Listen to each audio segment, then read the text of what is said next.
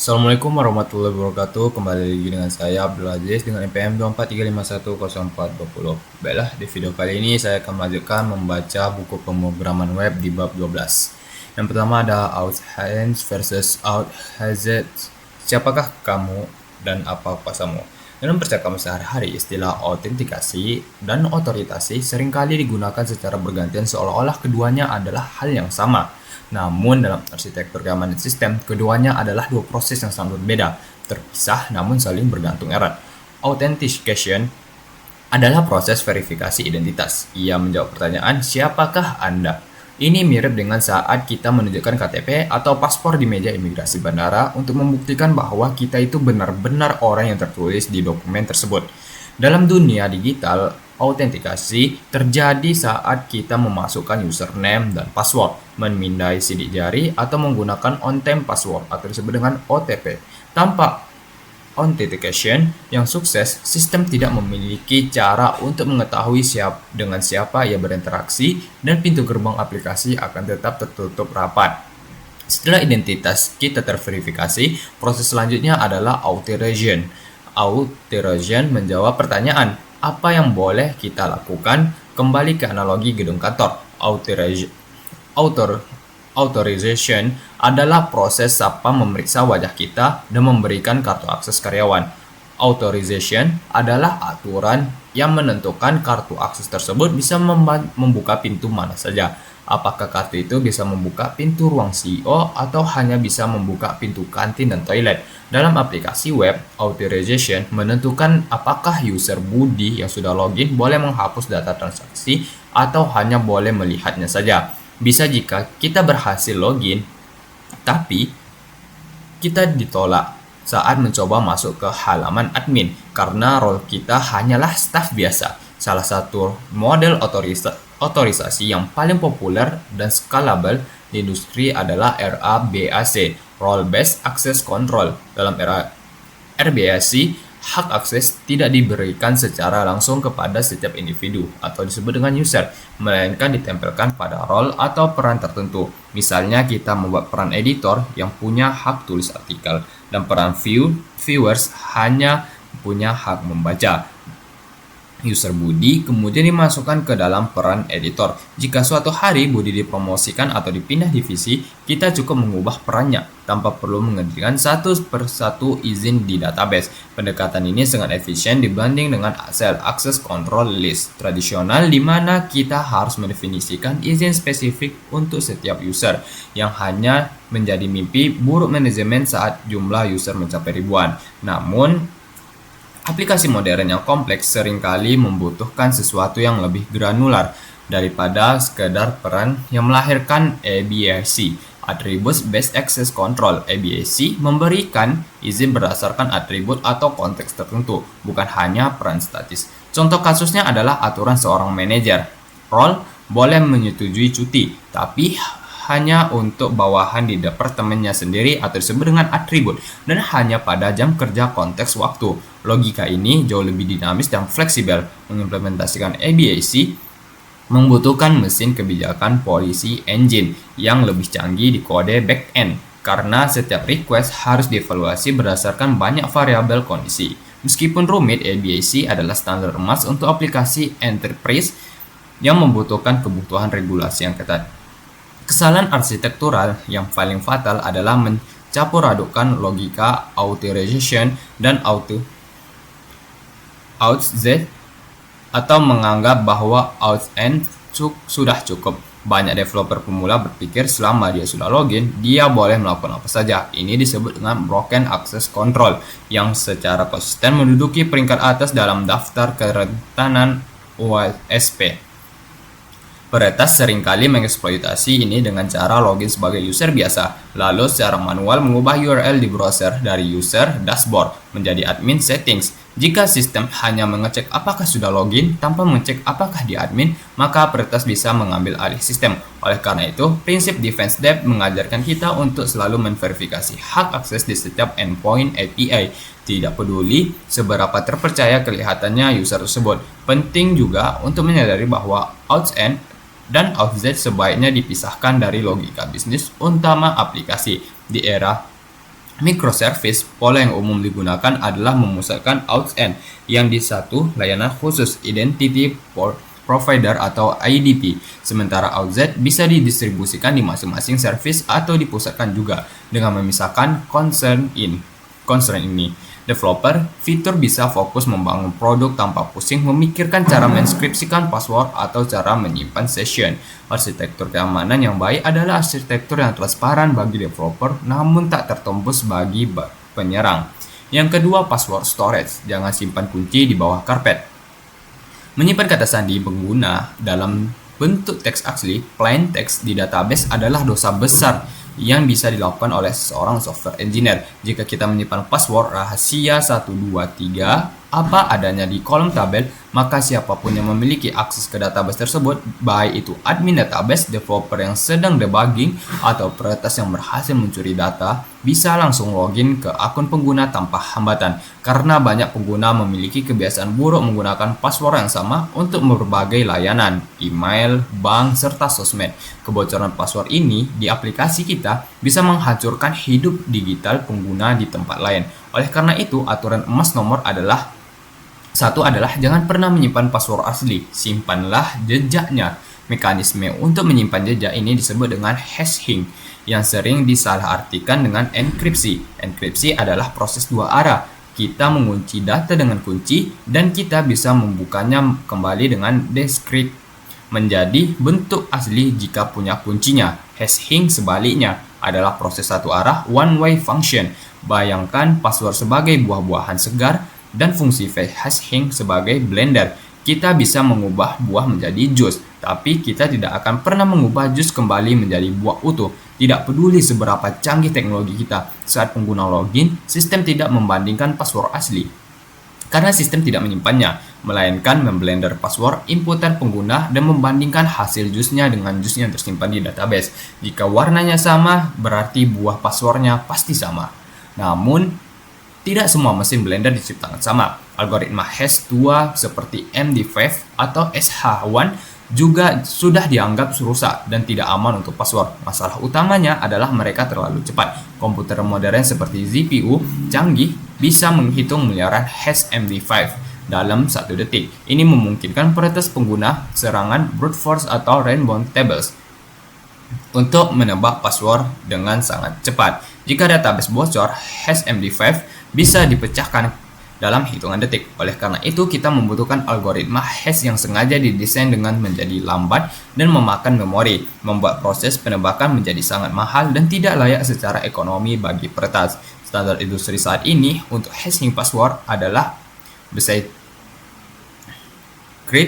Scripps atau pemenang kompetisi terbaru, Argon 2. Algoritma-algoritma ini memiliki parameter word factor atau cost yang bisa di-setel. Kita bisa mengatur agar server membutuhkan waktu, katakanlah 0,5 detik untuk menghitung satu hash. Bagi pengguna yang login sekali sehari, 0,5 detik tidak terasa, tapi bagi peretas yang ingin menebak 1 juta password, 0,5 detik pertebakan berarti butuh waktu bertahun-tahun. Fitur perlambatan adaptif ini yang membuat Script dan kawan-kawannya tahan terhadap perkembangan kecepatan hardware di masa depan. Jika komputer jadi lebih cepat, kita tinggal naikin word factornya.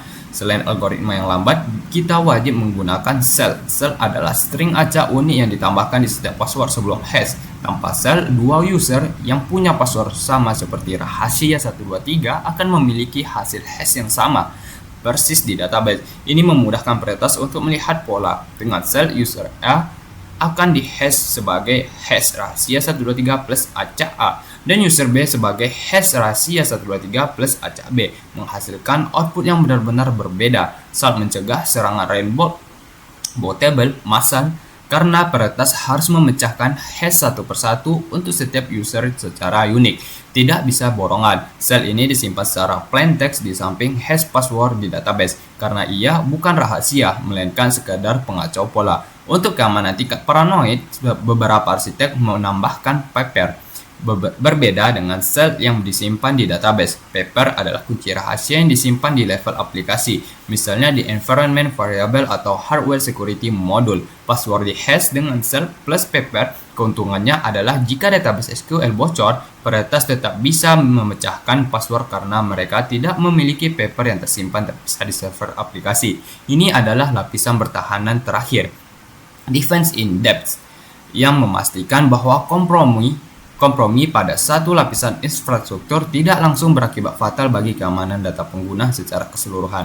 Yang ketiga ada session versus token. Perang status. Dalam merancang sistem autentikasi, keputusan arsitektural terbesar adalah memilih antara stateful session berbasis sesi atau stateless token. Biasanya JWT, pendekatan tradisional session based outs, bekerja seperti sistem penitipan barang di klub malam. Saat kita login, server membuat catatan di memori atau database sesi ID 123 milik Budi, lalu memberikan sebuah tiket nomor antrean berupa cookie. Setiap kali kita mengirimkan request, browser otomatis menyertakan tiket cookie tersebut. Server kemudian mengecek buku catatan tiket 123 ini milik siapa. Keuntungannya utama adalah pendekatan ini adalah kontrol penuh. Jika Budi kehilangan HP-nya, admin bisa menghapus sesi 123 dari database server dan seketika itu juga akses Budi terputus. Revocation instant. Namun, pendekatan session memiliki masalah skalabilitas di era cloud modern. Karena data sesi disimpan di server, jika kita memiliki 1 juta pengguna aktif, kita membutuhkan memori RAM yang sangat besar atau database Redis yang mahal hanya untuk menyimpan sesi. Selain itu, jika kita memiliki buyer server, kita harus memastikan server A, B, dan C mengakses data sesi yang sama. Inilah yang memicu popularitas stateless token dengan standar JWT. JWT bekerja seperti gelang VIP konser yang terbuat dari kertas anti air. Di gelang tersebut sudah tertulis nama, level akses, dan tanggal kadaluarsa, lalu dicap atau ditandatangani secara digital oleh panitia. Ketika pengguna JWT, server tidak perlu menyimpan apapun di memori. Saat user login, server membuat JWT yang berisi data user, menandatanganinya dengan private key, dan memberikannya ke klien. Saat klien mengirim request dengan JWT, server cukup memverifikasi tanda tangan digitalnya menggunakan matematika kriptografi. Jika tanda tangannya valid, server percaya isinya. Jika membuat JWT sangat scalable, server tidak butuh database sesi, dan request bisa dilayani oleh server manapun dan tanpa sinkronisasi. Namun, kelemahannya adalah revocation, pencabutan. Karena server tidak menyimpan daftar token, server tidak bisa mematikan sebuah JWT yang masih berlaku. Jika JWT dicuri peretas, peretas bisa menggunakan sampai token itu kadaluarsa sendiri, kecuali kita menerapkan daftar hitam blacklist yang sangat rumit. Isu krusial lainnya adalah di mana ketika menyimpan JWT di sisi klien, banyak tutorial mengajarkan menyimpan JWT di local storage browser. Ini sangat mudah dilakukan, tetapi sangat bahaya. Local storage dapat diakses oleh kode JavaScript apapun yang berjalan di halaman web. Jika aplikasi kita memiliki celah XSS, cross-site scripting, misalnya dari library iklan pihak ketiga ada yang terinfeksi, peretas bisa menyalin token kita dan mengambil alih akun.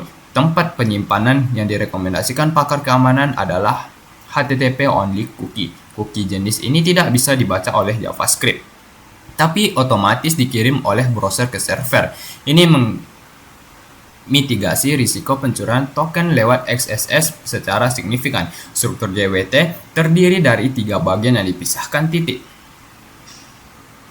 Header, jenis algoritma, payloads, dan signatur tanda tangan. Penting untuk diingatkan bahwa payloads JWT hanya encode, bukan dienkripsi. Siapapun bisa memecahkan kode base 64 dan membaca isinya. Oleh karena itu, jangan pernah menyimpan data sensitif seperti password, nick, atau nomor kartu kredit di dalam JWT payload. Gunakan JWT hanya untuk menyimpan user ID, role, dan expiration time.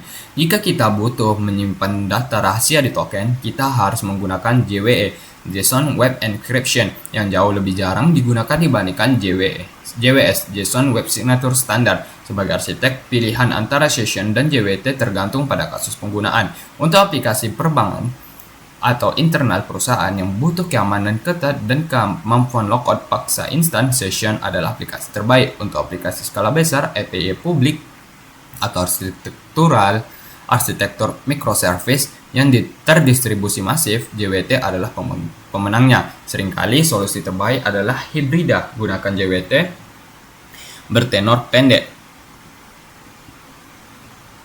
sebagai akses konten dan gunakan session atau konten bertenor panjang yang disimpan di database sebagai reference token untuk memperbarui akses, memberikan keseimbangan antara keamanan dan skalabilitas. OWASP 2.0 and SSO meminjam kunci tetangga. Di dunia yang ideal, pengguna hanya perlu mengingatkan satu password untuk seluruh kehidupan digital mereka. Single adalah mewujudkan mimpi ini, memungkinkan pengguna login ke aplikasi menggunakan akun Google, Facebook, dan GitHub sudah mereka miliki.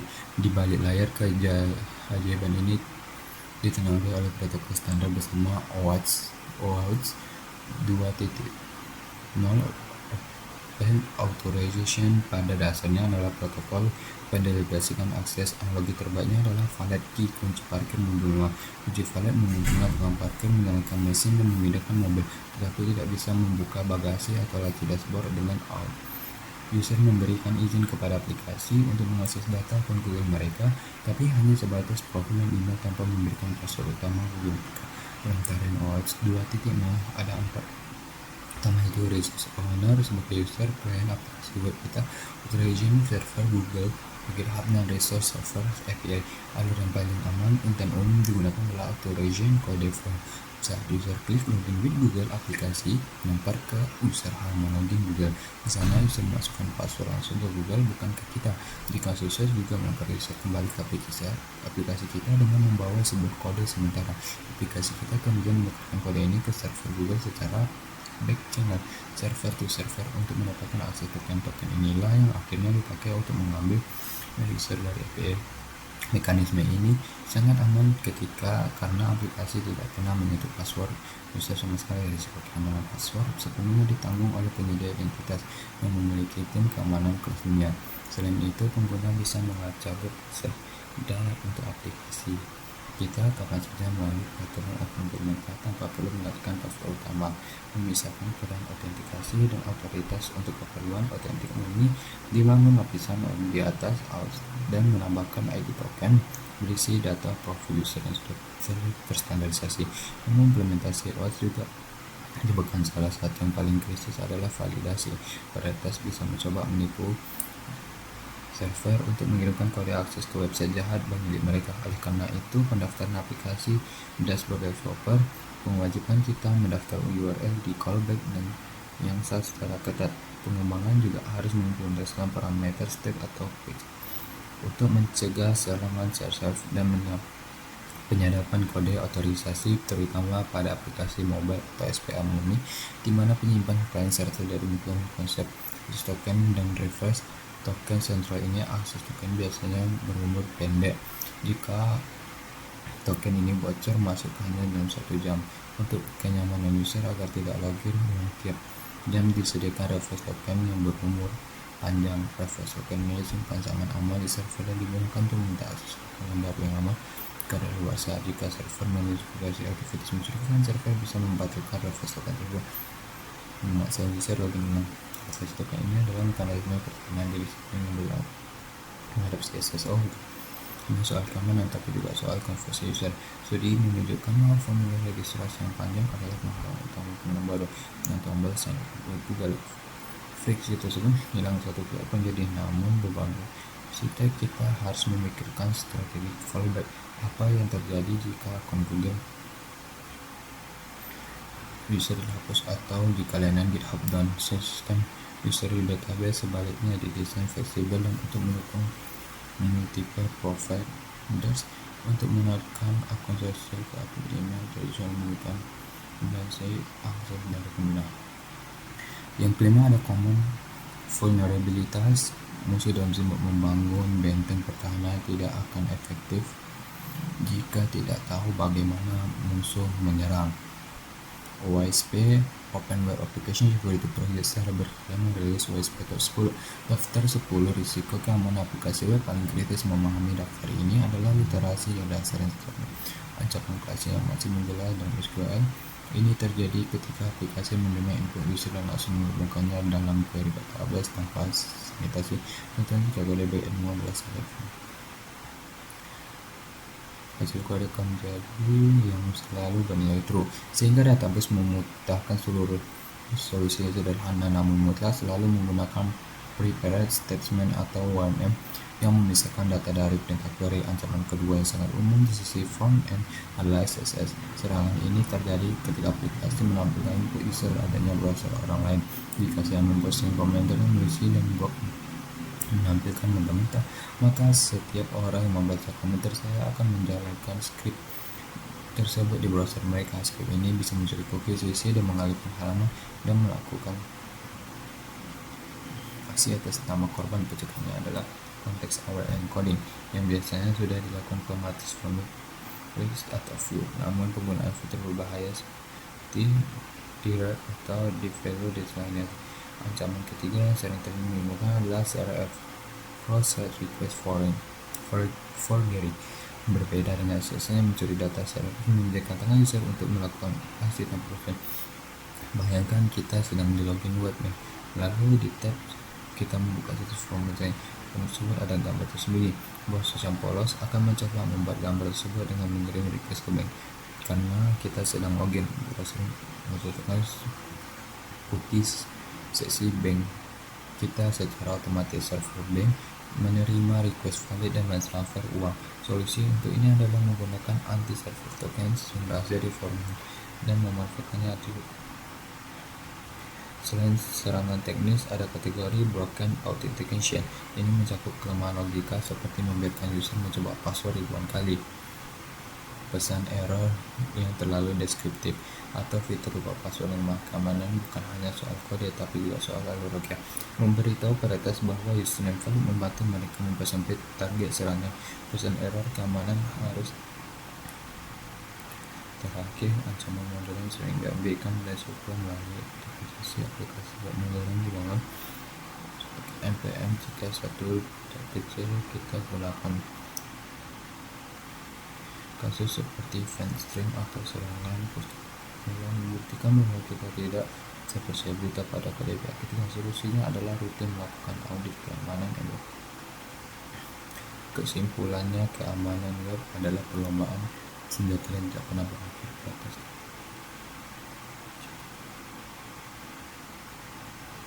Never trust user input.